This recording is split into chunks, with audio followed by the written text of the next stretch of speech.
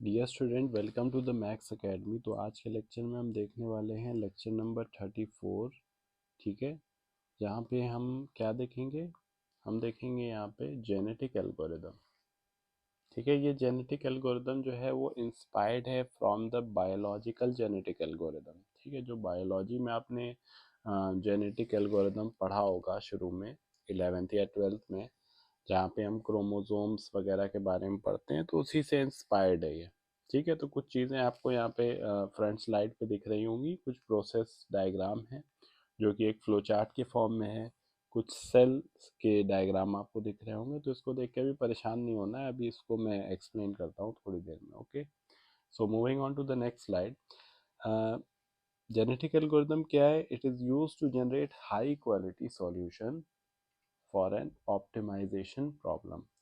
तो ये उन प्रॉब्लम को टारगेट करेगा जिनको कि हम ऑप्टिमाइज कर सकते हैं। ठीक है, ह्यूरिस्टिक सर्च एल्गोरिदम है जो कि इंस्पायर्ड है by Charles Darwin's theory of natural evolution. जैसा कि मैंने डिस्कस किया कि बायोलॉजिकल जेनेटिक एल्गोरिदम से इंस्पायर्ड है। ठीक है, यहाँ पे एक वर्ड यूज हुआ है ह्यूरिस्टिक। ह्यूरिस्टिक का मतलब होता है, अगर हम प्रैक्टिकल एक्सपीरियंस में बात करें तो ये क्या है, एक शॉर्टकट या फिर एक रूल ऑफ थंब जिसको कि हम यूज करते हैं in order to find a good enough solutions quickly.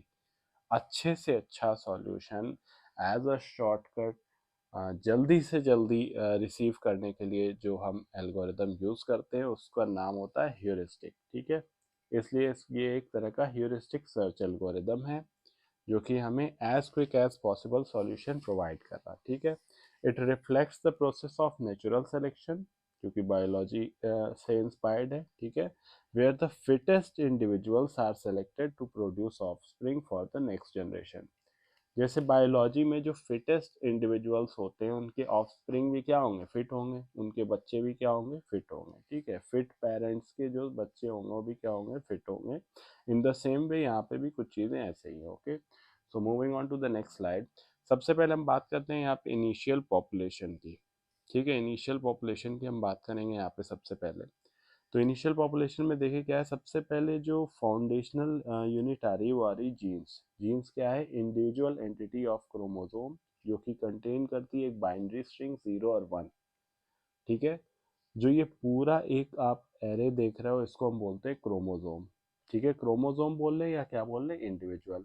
एक इंडिविजुअल को पहचानने के लिए उसकी जो आइडेंटिटी है वो कौन बताता है? जीन्स बताता है। ठीक, और बहुत सारे इंडिविजुअल्स मिलके क्या करेंगे? एक पॉपुलेशन को क्रिएट करेंगे, और every individual target to a particular solution of a problem. ठीक, देखो यहाँ पे मैंने लिखा है जीन्स से बना क्रोमोसोम और क्रोमोसोम से क्या बना? पॉपुलेशन।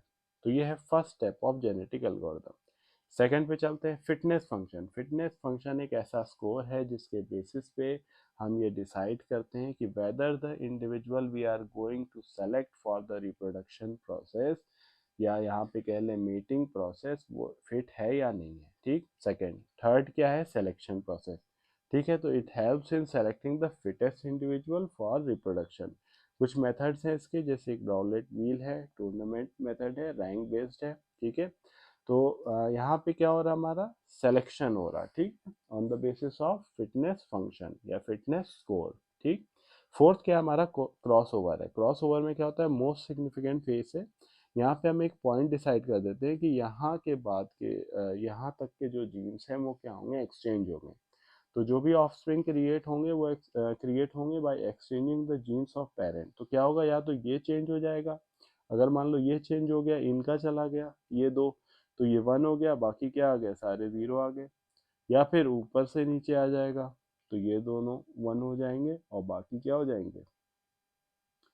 बाकी एज इट इज वंस आ जाएंगे हमारे।